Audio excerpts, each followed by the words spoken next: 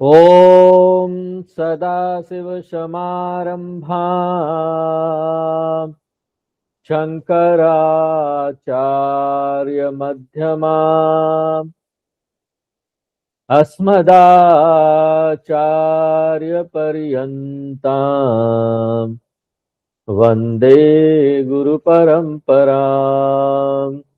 ओ शांति पाठ पढ़ेंगे। ओम सहनाववतु ओम सहनाव सहनौ भुनक्तु सहनौ भुनक्तु सह वीर्यं करवावहै सह वीर्यं करवावहै तेजस्विनावधीतमस्तु मा विद्विषावहै तेजस्विनावधीतमस्तु मा विद्विषावहै। ओम शांति शांति शांति। ओम शांति शांति शांति। आज हम लोग कठोपनिषद में तीसरा और अंतिम जो वल्ली है कठोपनिषद का, उसमें प्रवेश करेंगे।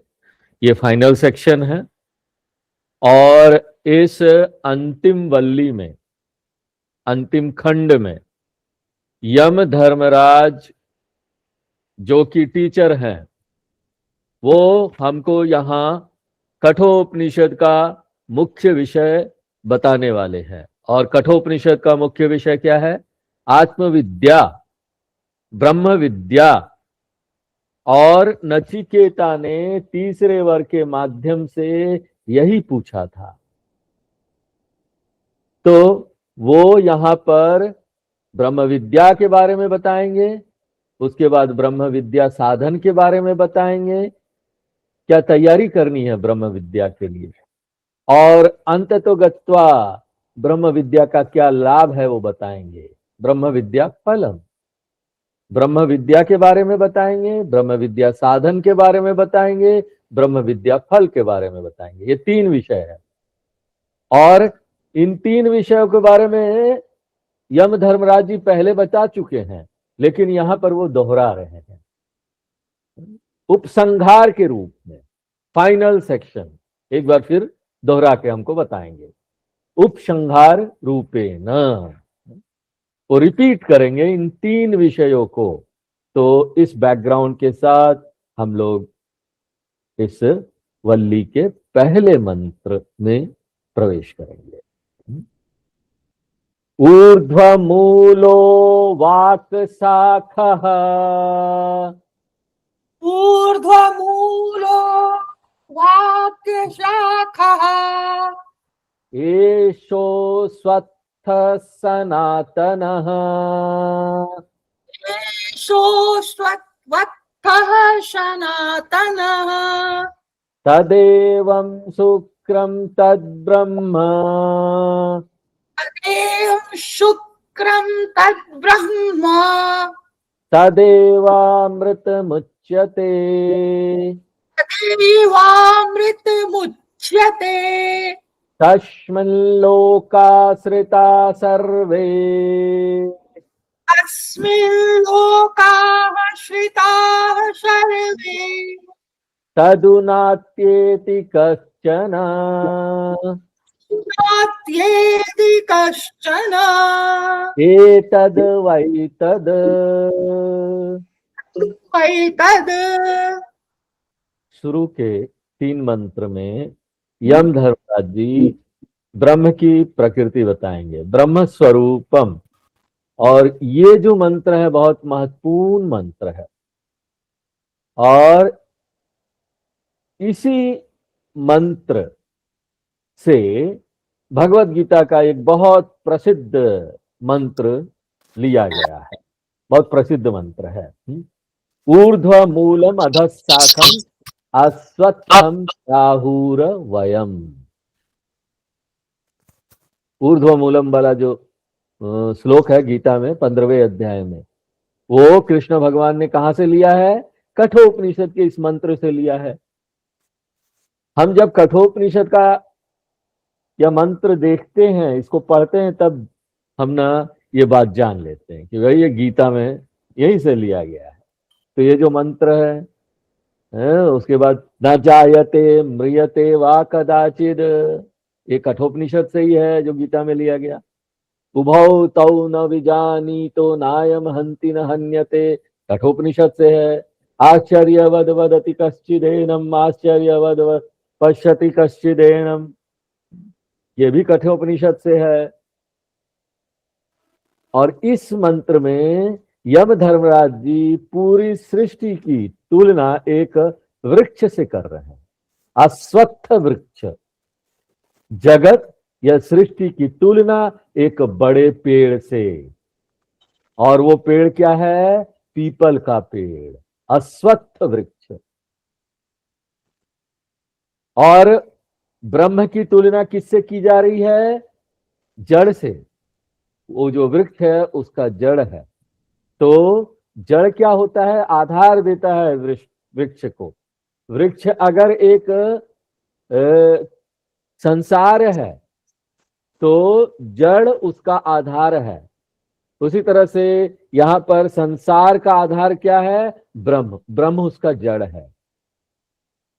तो इसीलिए ये पूरे जगत की, ये वर्ल्ड की, ये दुनिया की तुलना किससे की गई है? अश्वत्थ वृक्ष से। और शंकराचार्य जी बहुत विस्तार से भाष्य लिखते हैं, इसमें कमेंट्री लिखते हैं, ये बताने के लिए कि किस तरह से अश्वत्थ वृक्ष और ये संसार में बहुत सारे कॉमन फीचर्स हैं, बहुत सारे समान लक्षण हैं। और ये जो उदाहरण है एकदम आदर्श उदाहरण है। आदर्श उदाहरण कब होता है? जब ना उदाहरण और जो मूल चीज है उसमें बहुत सारी चीजें कॉमन है, बहुत सारी चीजें एक जैसे हो। जो उदाहरण दिया जा रहा है और जो मूल है उसमें बहुत सारी चीजें एक जैसी है। और शंकराचार्य जी ये दिखाना चाहते हैं वृक्ष के दृष्टांत से कि ये जो वृक्ष का दृष्टांत है ये एक आदर्श उदाहरण है संसार से इसकी तुलना करने के लिए, क्योंकि इन दोनों में, संसार और इस वृक्ष में, बहुत सारे समान लक्षण हैं। और समान लक्षण कौन कौन से हैं? शंकराचार्य जी तो बहुत सारे बताते हैं, बहुत इंटरेस्टिंग है, हम देखेंगे, कुछ एक हम देखेंगे। तो पहला समान लक्षण क्या है? महत्वम। दोनों बहुत बड़ा है। अश्वत्थ वृक्ष भी बहुत बड़ा वृक्ष है, बहुत बड़ा पेड़ है, इतना फैला हुआ है। उसी प्रकार से ये जो पूरी सृष्टि है वो महान प्रपंच है, बहुत फैला हुआ है गहराई से, हम कल्पना भी नहीं कर सकते कि इसकी सीमा क्या है। और यहां पर तो हम ये भी बात कर रहे हैं कि ना ये जो सृष्टि है ना फैल रही है, फैल रही है। वैज्ञानिक लोग बोलते हैं एक्सपैंडिंग यूनिवर्स।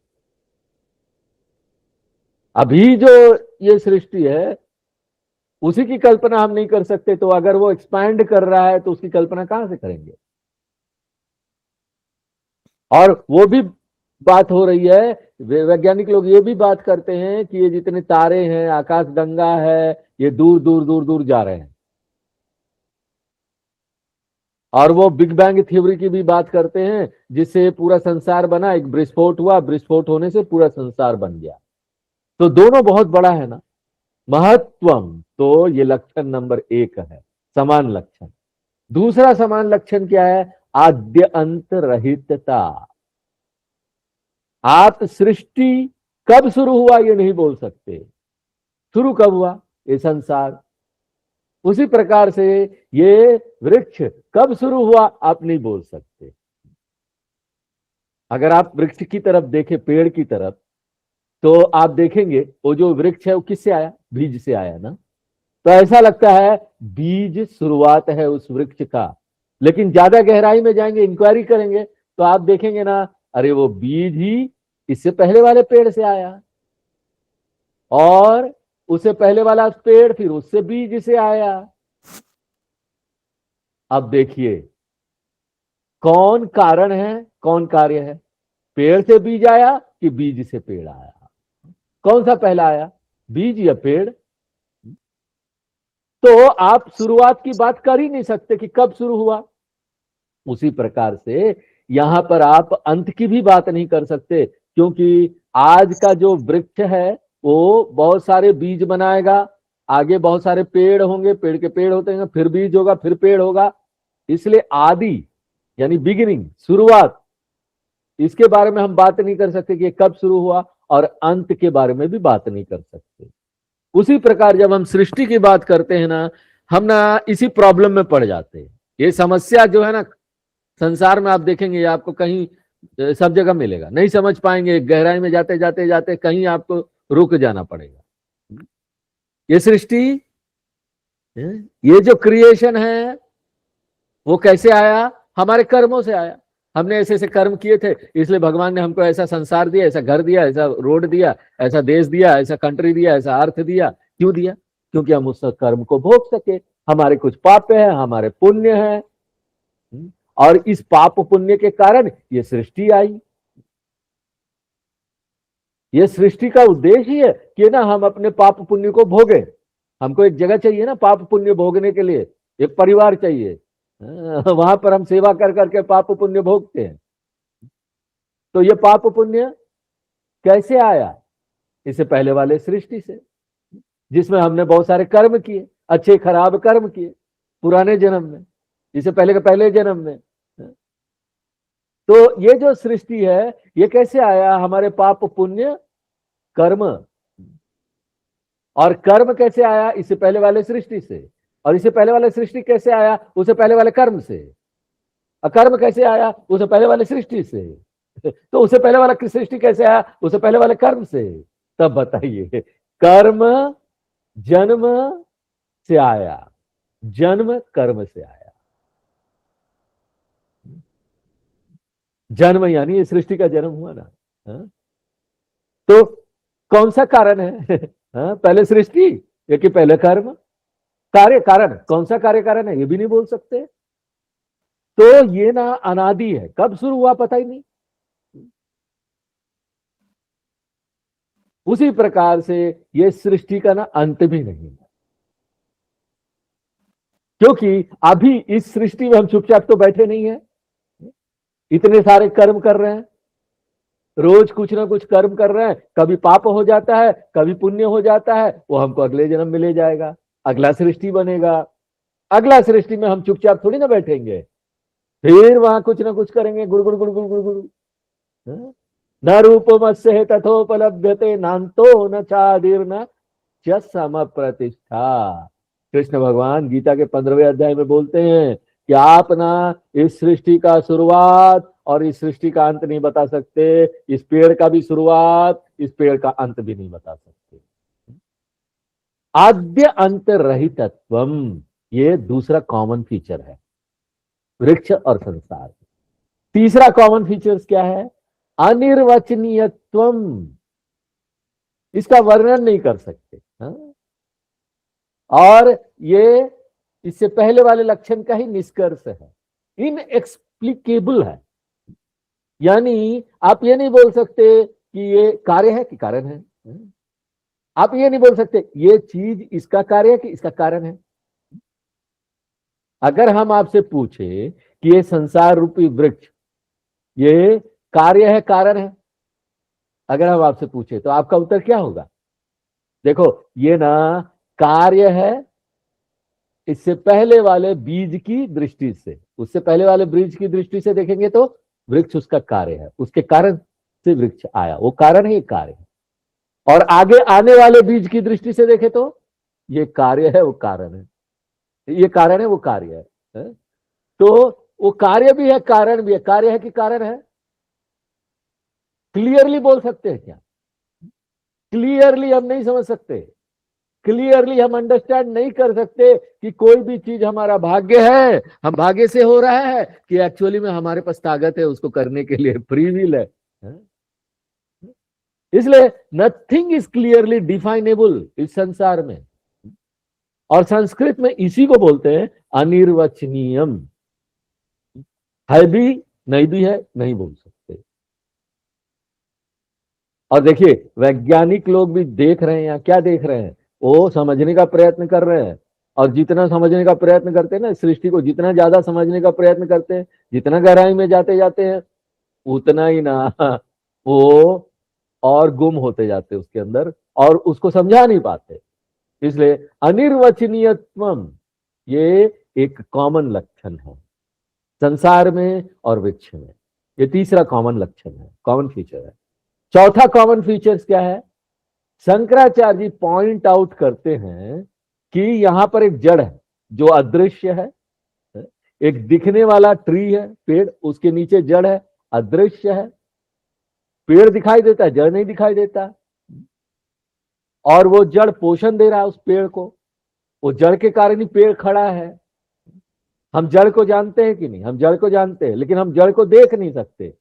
पेड़ को देखकर हम अंदाज लगाते हैं जड़ होगा ना नीचे। उसी तरीके से ये पूरा जगत है ना, इतना बड़ा संसार, उसका भी कुछ आधार है। वो आधार दिखाई नहीं देता, अदृश्य है, साधारण। वो ईश्वर है। ईश्वर हमको दिखाई नहीं देता इंद्रियों से, इंद्रिय अगोचर है। और पेड़ जो है इंद्रिय गोचर है, इंद्रियों से दिखाई देता है। लेकिन जो जड़ है इंद्रिय अगोचर है, इंद्रियों से दिखाई नहीं देता। आंखों से और ये सब चीज से हम नहीं देख सकते। उसी प्रकार से ये दुनिया जो है ना इंद्रिय गोचर है, दुनिया हमको दिखाई दे रहा है ना इंद्रियों से, लेकिन इसका जो जड़ है ब्रह्म, भगवान, ईश्वर, वो दिखाई नहीं देता, इंद्रिय अगोचर है।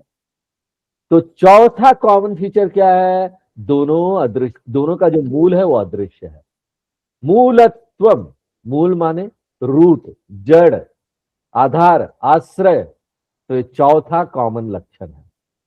पांचवा शंकराचार्य जी बताते हैं कि ना ये दोनों में ना जो शाखाएं हैं ना वो बहुत दूर दूर तक फैली हुई। अश्वत्थ वृक्ष बड़ा वृक्ष है, उसकी शाखाएं फैली हुई है ना? कुछ ऊपर की तरफ है शाखाएं, कुछ नीचे की तरफ है शाखाएं, कुछ शाखाएं जो है वो बीच में है। उसी तरीके से ये जो सृष्टि है ना उसमें भी ना बहुत सारे परत हैं। हर एक परत क्या है? लोक है। हम बोलते हैं ना यहाँ 14 लोक है। ऊर्ध्व लोकान भी है, ऊपर के जो शाखाएं हैं वो भी है वृक्ष की तरह, संसार वृक्ष में। भूवर लोक, सुअर लोक, महर लोक, जन लोक, ये सब जो है ना ऊपर की शाखाएं हैं। और यहाँ बीच की शाखाएं भी है, धरती लोक, मनुष्य लोक। और उसके बाद नीचे की शाखाएं भी है, अतल, वितल, सुतल, रसातल, महातल, तलातल, पताल, वहां तक। तो कितने शाखाएं हैं? 14 शाखाएं हैं, 14 लोक। इसलिए पांचवा कॉमन फीचर क्या है? शाखावत्वम, दोनों में शाखाएं हैं। वृक्ष में भी शाखा है, इसमें भी, इस संसार में भी बहुत सारी शाखाएं हैं। उसके बाद अगला कॉमन फीचर यानी छठा वाला क्या है? शंकराचार्य जी बोलते फलत्वम। एक जो वृक्ष है वो भी फल पैदा करता है। यही योगदान है ना, वृक्ष का योगदान क्या है? फल देता है। और वो भी 3 तरह का फल देता है वृक्ष। एक तो बहुत मीठा होगा, एक बहुत कड़वा होगा, और एक बीच का होगा, ना मीठा ना कड़वा। उसी प्रकार से ये जो संसार वृक्ष है ना वो भी 3 तरह का फल देता है। एक तो है सुख, बहुत मीठा है, बहुत मीठा लगेगा, अरे आ जाओ, सुख सब लोग चाहते हैं। चेहरा बड़ा चमक रहा है, इसका मतलब सुखी है। और दूसरा बड़ा कड़वा कड़वा सा, दुख मिल रहा है, चेहरा ही दुखी हो गया है। और उसके बाद मिश्रित फल भी मिलता है, ना तो पूरी तरह से मीठा, ना पूरी तरह से कड़वा, मिश्र फल, मिश्रित स्वाद वाला फल। तो दोनों जो है ना, ये जो संसार वृक्ष है और ये संसार है, उसमें फल मिलता है हमको। फल है, सुख दुख मिश्र फल है। और 7वां कॉमन फीचर क्या है? देखो यहां पर फल आता है ना, तो वृक्ष में चिड़िया लोग भी आते हैं, वो अपनी घोंसले बनाते हैं, वहां रहते हैं उनकी शाखाओं में। तो ये जो वृक्ष है वो क्या बन जाता है? पक्षियों का आश्रय बन जाता है, पक्षाश्रय। क्यों? क्योंकि वो फल देता है, वो आधार देता है, बहुत सारे पक्षी वहां चहल पहल करते हैं। इसके कारण से वहां बहुत कोलाहल होता है। अब देखो शंकराचार्य जी ना बहुत काव्यिक हो जाते हैं जब इसमें भाष्य से लिखते हैं, तो लंबा भाष्य से लिखते हैं और बहुत काव्यिक हो जाते हैं। वो बोलते हैं शाम के वक्त जब आप बड़े वृक्ष के नीचे जाओ ना, तो आप देख सकते हैं चिड़ियों की चहचहाहट, खूब नॉइज होगा ना, बड़ा कोलाहल सब होगा। यहाँ पर अच्छा चीज खराब चीज वो सब बताते रहे, चिड़िया किसी चिड़िया के साथ अच्छा हो रहा, किसी के साथ खराब हो रहा, खूब हल्ला गुल्ला हो रहा। उसी प्रकार से संसार रूपी वृक्ष है। यहाँ पर पक्षी लोग हैं, और वो पक्षी लोग क्या है? हम लोग जीवात्मा, हम लोग बर्ड्स है, पक्षी। हमने यहाँ घोंसला बनाया है, और हमारा घोंसला क्या है आप जानते हैं? हमारा घोंसला ये शरीर है। तो ये शरीर रूपी घोंसला 14 शाखाएं, भूलोक वाला शाखा में हम लोग बैठे हुए हैं, मिस्टर सो एंड सो। और इसके बाद मृत्यु होगी तो हम ये घोंसला बदलेंगे, और कभी क्या होता है ये नष्ट हो जाता है एक्सीडेंट के कारण, कभी प्राकृतिक रूप से मृत्यु हो जाती है, कभी कोई बीमारी हो जाता है, ये सारी चीजें हैं। कभी हम घोंसला बदलते हैं, एक शाखा से दूसरे शाखा कूद के जाते हैं।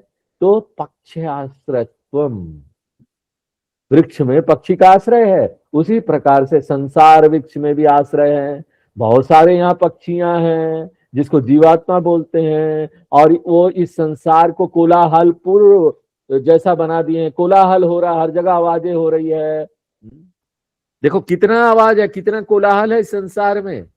कहीं त्योहार मनाया जा रहा है, खूब आवाज हो रही है, भीड़ भाड़ हो रहा है, बड़ा फेस्टिवल हो रहा है, कहीं संगीत का कार्यक्रम हो रहा है, कहीं देखो घर में कोई खबर आती है कि कोई जवान व्यक्ति मर गया एक्सीडेंट से, और वो बेचारी माँ को इसका सामना करना पड़ रहा है, और वो छाती पीट पीट कर रो रही है, कहीं ये रोना धोना चल रहा है। भर्तहरि जी बोलते हैं कि हमको पता नहीं ये संसार सुखी संसार है या दुखी है, क्योंकि एक तरफ तो संगीत का कार्यक्रम चल रहा है, लोग हंस गा रहे हैं, दूसरी तरफ लोग छाती पीट पीट कर रो रहे हैं। और एक ही घर में, एक ही दिन में आप देखेंगे सुबह सभी लोग हंस रहे हैं, बहुत हंसी चल रही है, और उसके बाद फिर रोना पीटना चल रहा है। तो ये कोलाहल भरा संसार वृक्ष है, तो इसमें सबको आश्रय मिला हुआ है। तो ये 7वां लक्षण है। 8वां क्या है? ये जो वृक्ष है ना, अश्वत्थ वृक्ष, ये बहुत बड़ा है, इसकी शाखाएं बहुत बड़ी बड़ी है, लेकिन इतना बड़ा वृक्ष होने के बाद भी ना ये आंधी तूफान में क्या होता है, पूरा इधर से उधर हिल जाता है। तो ये क्या है? हिलता है, चलनत्वम। उसी प्रकार से संसार वृक्ष जो है ना वो भी हिलता है। कैसे? प्रारब्ध कर्म का जो हवा है ना उसको हिलाता है, कभी इधर कभी उधर। एक जो व्यक्ति है ना वो हिलता रहता है। कभी हम लखनऊ में, लखनऊ से ट्रांसफर हो गए भुवनेश्वर चले गए, कभी लखनऊ से ट्रांसफर होके अहमदाबाद चले गए, हमारी नौकरी कभी इधर थी कभी उधर थी, इस तरह से एक व्यक्ति आता है एक व्यक्ति जाता है। एक व्यक्ति आया है इस धरती पर, कभी धरती छोड़कर चला गया। किस कारण से? अपने कर्मों के कारण से। और सिर्फ अपने कर्मों के कारण से नहीं, अगल बगल के जो लोग हैं ना उनका कर्म भी होता है, उनके कारण भी। सिर्फ मेरा कर्म नहीं, अगल बगल के लोगों का भी कर्म उसमें है। आप पूरे विश्व को लीजिए, ये पूरा विश्व है, उसके समष्टि कर्म हम लोग बोलते हैं संस्कृत में, समष्टि का भी कर्म होता है। पूरा दुनिया जो है ना इससे हिल डुल रहा है। तो दूसरा कॉमन लक्षण क्या है? चलनत्वम। और अंतिम, अंतिम हमारे लिए, शंकराचार्य जी के लिए नहीं। शंकराचार्य जी तो चलते जाएंगे, आपको बताते जाएंगे कितना कॉमन फीचर है, रुकेंगे भी नहीं। हमारे लिए क्योंकि हम बोर हो जाएंगे ना, यहां पर स्टॉप करना चाह रहे हैं। नौवां और फाइनल कौन सा है? देखो, अश्वत्थ वृक्ष लगता है ना अनादि अनंत इतना बड़ा है, लेकिन अश्वत्थ वृक्ष को भी ना जड़ से उखाड़ा जा सकता है। ये संभव है ना, इस वृक्ष को नष्ट करना? ये आसान नहीं है, लेकिन संभव है। इसके लिए आपको क्या करना पड़ेगा? पहले ना शाखाओं को काटना पड़ेगा। देखो ना, वृक्ष को कैसे काटते हैं, बड़े बड़े जो वृक्ष होते हैं पहले शाखाओं को काट देते हैं, उसके बाद फिर ना जड़ को काटते हैं, ताकि ना वो सदैव के लिए नष्ट हो जाए, परमानेंटली। उसी प्रकार से ये संसार वृक्ष जो है ना अनादि अनंत है, लेकिन ये संसार का नाश हो सकता है, इसके जड़ को उखाड़ा जा सकता है। किससे? ज्ञान रूपी तलवार से। अभंग शस्त्रेण दृढ़ेन छित्वा ततः पदम तत्परिमार्गितव्यम यस्मिन् गता न निवर्तन्ति भूया। इसको काटा जा सकता है, इसको जड़ से उखाड़ा जा सकता है, इसको खत्म किया जा सकता है, नष्ट किया जा सकता है। संस्कृत में इसको बोलेंगे खेद्यत्वम। छिद यानी काटना, नष्ट करना, डिस्ट्रॉय करना। ये जो इतना बड़ा अश्वत्थ वृक्ष है संसार की तरह, उसको भी नष्ट कर सकते हैं। इसका आधार क्या है? ब्रह्म है। ब्रह्म क्या है? ये वही आत्मा जो आप है। तो ये जो शिक्षा है ना, इस प्रकार से चलने वाली है। तो इस बैकग्राउंड के साथ में अब हम इस मंत्र की तरफ देखते हैं। ऊर्ध्व मूल अश्वत्थ। ये जो दुनिया है ये अश्वत्थ वृक्ष है। ऐशा यानी ये संसार, अयम प्रपंच इदम जगत अश्वत्थ।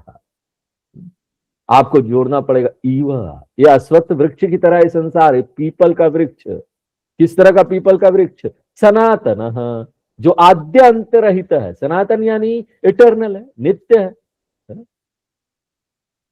प्राकृतिक रूप से हम इसका नाश नहीं कर सकते कि अपने आप नष्ट हो जाएगा, करते रहो। ये तो चलता रहेगा, चलता रहेगा। मृत्यु भी इसका अंत नहीं है, क्योंकि फिर से जन्म होगा। प्रलय भी इसका अंत नहीं है कि प्रलय के बाद एक दूसरी सृष्टि आती है। वो जो कर्म का बीज है वो रहता है, फिर आपका जन्म होगा। प्रलय भी अंत नहीं है, पुनर्सृष्टि होगी, फिर से सृष्टि होगी। इसलिए ये सनातनम है, इटर्नल है, नित्य है। और ये जो संसार वृक्ष क्या? ऊर्ध्व मूल है। इसका जो जड़ है, आधार है, ये ऊर्ध्वम यानी ब्रह्म। ऊपर ऊर्ध्वम, ब्रह्म ऊपर जड़, और ऊपर यानी ब्रह्म। ये जो शब्द है ना ऊर्ध्वम, उसका एक अमुख्य अर्थ भी है। मुख्य अर्थ तो शाब्दिक अर्थ है, प्राइमरी मीनिंग जो है ऊर्ध्वम का, वो क्या है? ऊर्ध्वम यानी ऊपर, एबव। और ये अर्थ हम क्यों नहीं ले सकते? क्योंकि ब्रह्म ऊपर या नीचे नहीं हो सकता। ब्रह्म ऊपर या नीचे नहीं हो सकता, क्योंकि वो सर्वत्र व्याप्त है। इसलिए आप इसका प्राइमरी मीनिंग, मूल अर्थ वो नहीं ले सकते ऊर्ध्वम का ऊपर है, क्योंकि ब्रह्म ऊपर नीचे नहीं है। आपको इसका सेकेंडरी मीनिंग लेना पड़ेगा। सेकेंडरी मीनिंग क्या है ऊर्ध्वम का? ब्रह्म। इसलिए ऊर्ध्व मूल यानी ब्रह्म मूल, उसका मूल ब्रह्म है। तो यहां पर प्रश्न आता है कि आप ये कैसे बोल सकते हैं कि हमको इसका अमुख्य अर्थ लेना है, सेकेंडरी मीनिंग लेना है ब्रह्म? क्या आपको ब्रह्म पसंद है इसलिए आपने ले लिया? नहीं, हमको कॉफी पसंद है तो हम यहां पर कॉफी ले लेंगे कि ऊर्ध्व मूलम का अर्थ कॉफी है। हमको कॉफी पसंद है। तो बेसिस क्या है, आधार क्या है जिससे आप ये अर्थ ले रहे हैं? ब्रह्म। कुछ ना कुछ कारण तो होगा ना। हम यहां बोल रहे हैं सब ऊर्ध्वम यानी ऊपर, ऊपर यानी ऊंचा,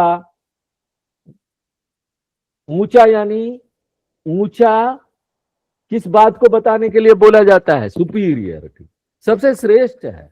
जो सबसे श्रेष्ठ है, जो सबसे उच्च गुणवत्ता का है, उच्च कैडर का है, हायर क्वालिटी का है। हम लोग बोलते हैं ना, ये व्यक्ति लोअर कैडर का है, ये हायर कैडर का है। Lower cadre, higher cadre, higher ऊंच, ऊर्ध्वम। तो यहां पर ऊर्ध्वम का क्या अर्थ हुआ? जो सबसे श्रेष्ठ है, ऊंचा यानी श्रेष्ठ। ब्रह्म जो है सबसे श्रेष्ठ है, इस सृष्टि में कोई भी चीज अगर सबसे श्रेष्ठ है ना तो ब्रह्म है। इसलिए ऊर्ध्वम यानी ब्रह्म, ऊंचा यानी महानता, महानतम। अब देखो दूसरा एक अर्थ क्या लगता है ऊंचा का, क्या वो अर्थ देता है? ऊंचा यानी बहुत सूक्ष्म, समझने में मुश्किल है। हम जब बोलते हैं आज का क्लास कैसा रहा, नहीं स्वामी जी ये तो मेरे सिर के ऊपर से गुजर गया। ऊपर से गुजरना यानी हम बोलते हैं ना ये सूक्ष्म है, क्योंकि बहुत कठिन था समझना इसलिए ऊपर से गुजर गया। तो ऊपर यानी कठिन है समझना, बड़ा मुश्किल है ब्रह्म को समझना, बहुत सूक्ष्म है वो। तो जब आप बोलते सिर के ऊपर से चला गया तो ये इंडिकेट करता है क्या? हमको समझना मुश्किल है, बहुत सूक्ष्म है। और सबसे सूक्ष्म चीज इस सृष्टि में क्या है? ब्रह्म। इसलिए ऊर्ध्वम का क्या अर्थ हुआ?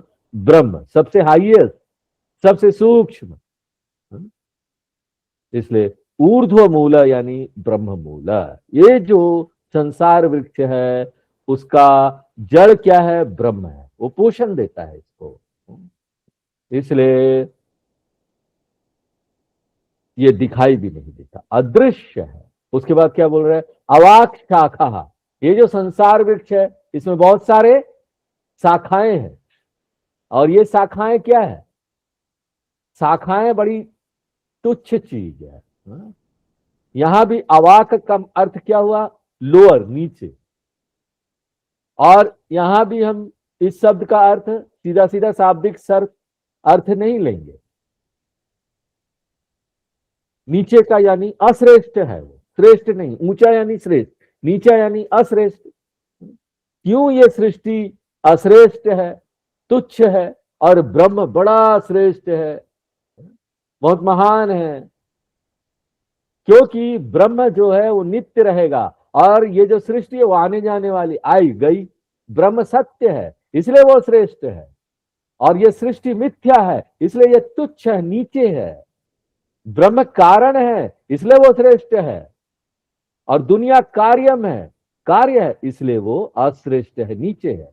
इसलिए देखिए हम अपने माँ बाप का सम्मान करते हैं ना, करते कि नहीं करते पता नहीं, लेकिन हमसे ये अपेक्षा की जाती है कि हम उनका सम्मान करें। क्यों? क्योंकि वो हमारा कारण है, उनकी वजह से हम यहाँ आए, इसलिए वो श्रेष्ठ है। कार्यम से कारण हमेशा श्रेष्ठ होता है। अवाक शाखा यानी क्या? उसमें नश्वर और तुच्छ शाखाएं हैं। ये ऊंचा और महान नहीं है, क्योंकि ये चले जाएगा।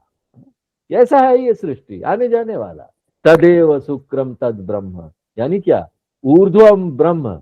बहुत सावधान रहिए, ये जो शब्द है ना तद, तद यानी संसार वृक्ष नहीं। ये जो शब्द है तद, ये यानी ये संसार वृक्ष का जड़। तद मूलम, जो दिखाई नहीं दे रहा, जो सपोर्ट है। तदु ब्रह्म, ये जो जड़ है, जो ब्रह्म है, नहीं दिखने वाला जो सपोर्ट है क्रिएशन का, इस सृष्टि का, वो ब्रह्म है। और उसकी प्रकृति क्या है? क्यों आप बोलते हो ब्रह्म जो श्रेष्ठ है? तदेव शुक्रम, क्योंकि ब्रह्म ना शुद्ध है। शुक्रम यानी शुद्ध है। देखिए ये सृष्टि में तो कितनी अशुद्धता है, पुण्य कर्म है, पाप कर्म है, मिश्रित कर्म है, बहुत सारी अशुद्धता है, लेकिन इसका आधार जो है ब्रह्म, वो इन अशुद्धता से प्रभावित नहीं होता। जिस तरह से स्वप्न का संसार है ना, वो उसके आधार को प्रभावित नहीं करता। स्वप्न के संसार का आधार कौन है? स्वप्न देखने वाला कौन है? ये जागृत वाला व्यक्ति है ना, जिसका आधार है। अगर जागृत वाला व्यक्ति नहीं हो तो वो स्वप्न कैसे देखेगा? तो स्वप्न में वो जब देखता है बारिश हो रहा है, यहाँ पर अग्नि जला रही कोई चीज, तो क्या वो उसको जला देती है? स्वप्न में कुछ भी हो, हमको क्या फर्क पड़ता है? स्वप्न की अशुद्धता मुझे अशुद्ध नहीं करती, इसलिए ब्रह्म शुद्ध है। संसार की अशुद्धता ब्रह्म को अशुद्ध नहीं कर सकती। शुक्रम यानी शुद्धम, स्पॉटलेस है, उसमें कोई दाग नहीं लग सकता। तदेव अमृत मुच्यते, ये जो ब्रह्म है इसको अमृत बोल रहा है। अमृत यानी क्या? जो अमर है। तदेव अमृतम, वही एकमात्र एव, यानी एकमात्र वही अमृत है, अमर है। इसलिए इस संसार को पकड़ के मत रहिए। अगर इस संसार को पकड़ के रखेंगे तो हम हमेशा ट्रबल में रहेंगे, बहुत संघर्ष में रहेंगे, हमेशा प्रॉब्लम में रहेंगे। इसके जड़ को पकड़िए, हमेशा सुरक्षित रहेंगे। इसलिए भगवान को पकड़ के रखिए। नहीं, बाकी चीजों का क्या स्वामी जी, सबको छोड़ दे क्या? अपने माँ बाप संसार सबको छोड़ दे क्या? नहीं, आप उसका उपयोग कीजिए ना, सभी चीजों का। अपना एंटरटेनमेंट कीजिए, मनोरंजन कीजिए, उनसे संबंध बनाइए, उनसे प्रेम कीजिए, उनकी सहायता कीजिए, डू एवरीथिंग। बस एक काम मत कीजिए, उन पर निर्भर मत रहिए, उनको पकड़ के मत रहिए। पकड़ना किसको है? भगवान को। यही शिक्षा है। तदेव अमृतम उच्यते।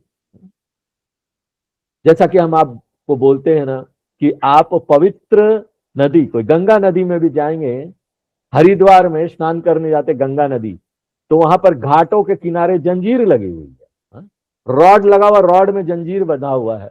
आपको अगर स्नान करना है पवित्र गंगा में तो बहुत धारा होती है, जबरदस्त धारा बहा के ले जाएगा। इसलिए आपको ना वो चेन पकड़ लेना चाहिए। चेन पकड़ लीजिए, चेन पकड़ के नहाइए, कोई बात नहीं, स्नान कीजिए, आपको धारा बहा के नहीं ले जाएगी। अगर आपने बहुत उत्साह में देखा नहीं, सीधे चले गए, तो बहा के ले जाएगी। इसलिए आपको क्या करना है?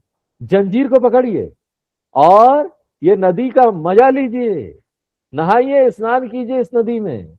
उसी प्रकार इस संसार में आप ब्रह्म को पकड़िए एंड एंजॉय योर लाइफ, अपने जीवन का मजा लीजिए। ब्रह्म के अलावा किसी चीज को मत पकड़िए, किसी चीज पर निर्भर मत रहिए, क्योंकि धारा आएगी, बहा के ले जाएगी। अगर आप ऐसा करेंगे तो आपको बहा ले जाएगी और आप फिर ऊपर नीचे छटपटाएंगे, उसमें मरने भी नहीं देगी, न मरने देगी न जीने देगी। ये संसार ऐसा है। इसलिए hold on to Ishwar Brahma, do not hold on to any other thing. तदेव अमृतम उच्यते तस्मिन लोकाश्रिता सर्वे। ये जो 14 लोक है ना, उसका आधार ये ब्रह्म ही है। ब्रह्म ही उसको सपोर्ट देता है। और क्योंकि ब्रह्म पूरे सृष्टि को सपोर्ट देता है, तो हमको भी दे सकता है ना। 60 70 80 किलो के हम, कोई ये भक्त है वो भजन गाता है, हे भगवान आप तो पूरी दुनिया को सपोर्ट दे रहे हो, फिर मैं एक छोटा सा इंसान, मुझे आधार देने में क्या जाता है? आपको क्या नुकसान होने वाला है? आपको क्या कठिनता होने वाली है इसमें? इसलिए भगवान मेरी सहायता करो। वही चीज यहां बोला गया है, तस्मिन सर्वे लोकाश्रिता। श्रिता यानी आश्रिता। ब्रह्म विश्व का आधार है। तदु नास्त्येति कश्चन। यहाँ पर और कुछ नहीं है इस संसार में जो ब्रह्म से बाहर हो, सब ब्रह्म के भीतर है। नास्त्येति, ये ब्रह्म से बाहर कोई चीज एग्जिस्ट नहीं करता। कैसे? जिस प्रकार से हम स्वप्न देखते हैं ना, रात को ड्रीम में, स्वप्न में, तो वो स्वप्न कहाँ होता है? मेरे भीतर ही होता है, मेरे बाहर कुछ नहीं है। मेरे भीतर पूरा संसार बन जाता है, उसमें हम ना माँ बाप भाई बहन बच्चे सब हो जाते हैं कुछ एक देर में। कितना दूर एक तारा है, 12 बिलियन लाइट ईयर्स अवे, वो भी मेरे दिमाग के अंदर होता है स्वप्न में। क्यों? क्योंकि स्वप्न को आधार कौन दे रहा? मैं ही तो दे रहा हूं। उसी प्रकार यहाँ कोई भी वस्तु है ना, वो कहां से आधार प्राप्त कर रहा है? ब्रह्म से। तदु ना अत्येति कश्चन। तो नचिकेता बड़ा आश्चर्य में पड़ जाएगा। हम यहाँ पर आपको आत्म स्वरूपम के बारे में पूछ रहे हैं, आप ब्रह्म के बारे में बता रहे हैं। हे यम जी, यमराज, यम धर्मराज जी, मेरे टीचर, मेरे गुरु, कुछ और चीज आप क्यों बता रहे हैं? हम यहाँ पर आपको पूछ रहे हैं कितना चावल है, आप बता रहे हैं अग्नि ऐसा ऐसा जल रहा है। हम पूछ रहे हैं कुछ और, आप बता रहे हैं कुछ और। इससे संबंधित उत्तर तो आप मुझे दे रहे नहीं। तो यम धर्मराज जी बोलते हैं, बेटा नचिकेता, एतद वैतद, ये जो ब्रह्म है ना, तुमसे कोई दूर नहीं है, ये तुम्हारा ही अपना स्वरूप है। तुम्हारा अपना अस्तित्व ही ब्रह्म है, तुम्हारी अपनी सत्ता ही ब्रह्म है। तुम्हारी अपनी चेतना जो तुम्हारे अंदर है वो ब्रह्म है। तो सत और चेतना दोनों ही ब्रह्म है। अयम आत्मा ब्रह्म। दूसरा मंत्र पढ़ते हैं। यदिदं किंच जगत् सर्वं। यदिदं किंच जगत् सर्वं। फिर से पढ़ो।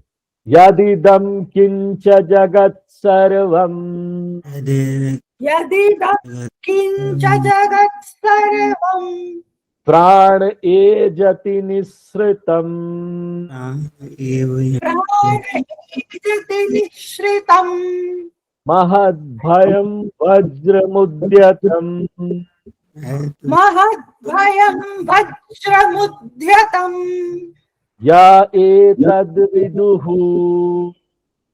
या एतद्विदुः। अमृतास्ते भवन्ति।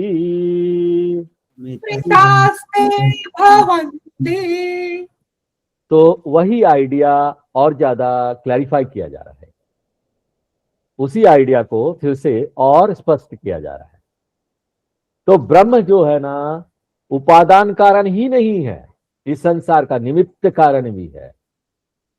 तो यम धर्मराज जी बोलते ईदम सर्वम जगत, ये जो पूरा सृष्टि है, यदिदम किंच, जो भी इसके अंदर है, चेतन अचेतन, चरम अचरम, छोटा बड़ा, जो भी चीज है इस सृष्टि में, प्राणे एजति निःसृतम, यह ब्रह्म से ही पैदा हुआ। निःसृतम यानी निकला है, उससे पैदा हुआ है। ब्रह्म के रहने मात्र से वो पैदा हो गया। जिस तरह से हमारे रहने मात्र से हमारा सपने का दुनिया, हमारे सपने का संसार पैदा हो जाता है, तो हम ही उसका आधार है। तो ये पूरा जो स्वप्न की दुनिया, उसका जिस तरह से हम आधार है, उसी प्रकार से ये जो प्राण है, प्राण का अर्थ यहाँ क्या है? ब्रह्म। यहाँ पर प्राण का अर्थ क्या लेंगे? ब्रह्म। ये ब्रह्म जो है पूरी दुनिया का आधार है। और प्राण का अर्थ जो हम यहाँ ब्रह्म ले रहे हैं ना, बड़ा रेयर मीनिंग है। नॉर्मली हम ऐसा लेते नहीं है। नॉर्मली क्या है? प्राण का अर्थ पंच प्राण, जो हमारे अंदर प्राण चलता है। लेकिन इस संदर्भ में प्राणस्य प्राणा है। प्राण यानी ब्रह्म। और ये दो शब्द है, इसको आप संधि विच्छेद करेंगे तो प्राण एजति, तो वो क्या हो जाएगा? प्राणे प्लस एजति। प्राणे प्लस एजति मिलकर वो ए जो है ना, वो संस्कृत के नियम के अनुसार हम लोग हटा देते, प्राणे ए हटा देते हैं और वो प्राण एजति हो जाता। ये कोई प्रिंटिंग मिस्टेक नहीं है, ग्रामर रूल है। निःसृतम यानी निकला है, उससे उत्पन्न हुआ है। एजति तो हिलता डुलता है। वो उसके भीतर प्राणे, उस प्राण में ही यहां पर सब कुछ चल रहा है, उस ब्रह्म में ही, और उसी में लय हो जाता है सब कुछ, ब्रह्म के आशीर्वाद से ही। तो इसका सृजन करता भी ब्रह्म है, इसका स्थिति करता भी ब्रह्म है, इसका लय करता भी ब्रह्म है। तो ना केवलम सृष्टि कारणम किंतु स्थिति कारणम च ब्रह्मेव। और आप कैसे जान सकते हैं कि ब्रह्म यहां पर है, जो कि प्रोटेक्टर है, स्थिति करता है? तो उपनिषद यहां पर ना एक प्रतीकात्मक अभिव्यक्ति देते हैं। ब्रह्म क्या है? एक पुलिसमैन की तरह है। पुलिसमैन अपने हाथ में लाठी या गन लेकर घूमता रहता है ना, सबको डराता है। उसी प्रकार महत भयम, ये डरा रहा है। एक पुलिसमैन की तरह ये ब्रह्म, ब्रह्म ना भय का स्रोत भी है। अपने हाथ में शस्त्र लेकर घूम रहा है, और वो शस्त्र क्या है? वज्रम उद्यतम, वज्रम उद्यतम। ब्रह्म कैसा है? वज्र आयुध लिए हुए, AK-47 लेके घूम रहा है। कुछ भी हो, AK-47 नहीं था उस समय, दूसरी चीजें अभी भी है। वो अभी नया हथियार आ गया होगा, इलेक्ट्रॉनिक हथियार। और सिर्फ अपने कमर पे नहीं बांधा हुआ है वो हथियार, उद्यतम, उठाया हुआ, तैयार है मारने के लिए। तो ये जो ब्रह्म है ना, वो स्रोत है डर का। अपने हाथ में ये हथियार तैयार करके रखा हुआ है। आपको कैसे पता? ये ब्रह्म या ईश्वर जो है, ये पूरी सृष्टि का पॉलिशिंग कर रहा है, डरा डरा के इसको चला रहा है, क्योंकि हम यहाँ पर देखते नहीं ना, दिखाई नहीं देता कि कोई ब्रह्म खड़ा है, सबको डरा रहा है वज्र आयुध लेकर। तो आपको कैसे पता चलता है कि ये ब्रह्म जो है पूरी सृष्टि को डरा डरा के चला रहा है? क्यों? क्योंकि आप देखते हैं ना, पूरा सृष्टि कितनी ऑर्डर में चल रही है, पूरी व्यवस्था है यहाँ। सृष्टि में कितने सारे नियम है। आप देखिए, ये जो ग्रह है वो चल रहा है, अपने आप घूम रहा है। ये जो धरती है वो सूर्य के चारों तरफ चक्कर लगा रही है। और यही नहीं, धरती अपनी धुरी पर भी घूम रही है। दो तरीके से घूम रही है, अपनी धुरी में भी घूम रही है, सूर्य के चारों तरफ भी चक्कर लगा रही है। अब उसको कौन ठेल रहा है? हमने कुछ किया है क्या? हम उसको ठेल रहे हैं, पृथ्वी को, चलो चलो घूमो घूमो। हम धरती का अध्ययन करके देखते हैं, हमको ये ज्ञान मिला कि वो घूम रही है सूर्य के चारों तरफ 60,000 मीटर पर आवर, पता नहीं क्या उसका स्पीड है उसमें। उसी प्रकार से वो अपनी धुरी पर भी 1,000 मीटर पर आवर, ऐसा डबल मूवमेंट है, डबल घूम रही है। ये कैसे मेंटेन हो रहा है बताइए? कौन इसको मेंटेन कर रहा है? कौन इसको ठीक ठाक चला रहा है? अगर कोई भी ये चलना वगैरह ये सब रुक जाए ना, तो हम यहां जिंदा नहीं रहेंगे। हमारा जिंदा रहने पर प्रश्न चिन्ह हो जाएगा। ये जो चल रहा है, ये जो घूम रहा है पृथ्वी पर, वो वैसे ही घूमना चाहिए, उतने ही सेकंड में, उतने ही घंटे में। उसकी व्यवस्था वैसे ही रहनी चाहिए, स्थित रहनी चाहिए। और उसकी दूरी जो सूर्य से पृथ्वी की दूरी है वो भी उतनी ही होनी चाहिए। अगर सोचो पृथ्वी का और सूर्य का दूरी थोड़ा भी कम हो गया ना, हम झुलस जाएंगे, सूर्य की गर्मी हमको मिलेगी। अभी देखो लखनऊ में जब गर्मी आती है तो 45 डिग्री 50 डिग्री, थोड़ा सा और सूर्य नजदीक आ जाए तो क्या होगा? हम जल जाएंगे। या फिर सूर्य थोड़ा सा दूर चले जाए तो क्या होगा? अभी इतना ठंड होता है, अगर सूर्य और थोड़ा दूर चले जाए ना तो क्या होगा मालूम है? हम ना जम जाएंगे, बर्फ से जम जाएंगे। तो एक सेफ डिस्टेंस मेंटेन करना पड़ता है सूर्य और पृथ्वी को। और इसको कौन मेंटेन कर रहा है? कौन इस व्यवस्था को देख रहा है? कौन इस नियम को देख रहा है?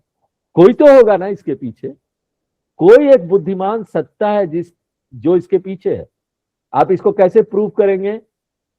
क्या प्रूव करना? आप यहां ट्रैफिक जब चलती है तब देखिए ट्रैफिक सिग्नल पर क्या होता है।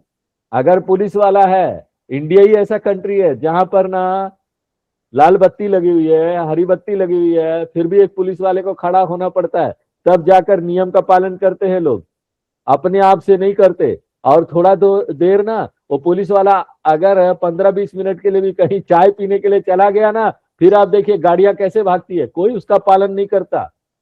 कोई इधर से गाड़ी निकालता, कोई उधर से गाड़ी निकालता। इसलिए सिर्फ नियम बनाने से नहीं होता, कानून बनाने से नहीं होता, कानून का पालन करता भी कोई होना चाहिए। कानून का पालन कराने वाला भी कोई होना चाहिए। सरकार है, कानून बनाती है, लेकिन फिर ना लोगों को लगाती है, डिपार्टमेंट बनाती है, कौन उस कानून का पालन कराएगा? उसको बोलते हैं एनफोर्सिंग अथॉरिटी। कौन इस कानून का पालन कराएगा? क्योंकि कोई भी कानून अपने आप नहीं चलती कि कानून बना दिया बस चल रहा, नहीं। कर्तुराज्ञा प्राप्यते फलम, कर्म किम परम, कर्म तज्जड़म।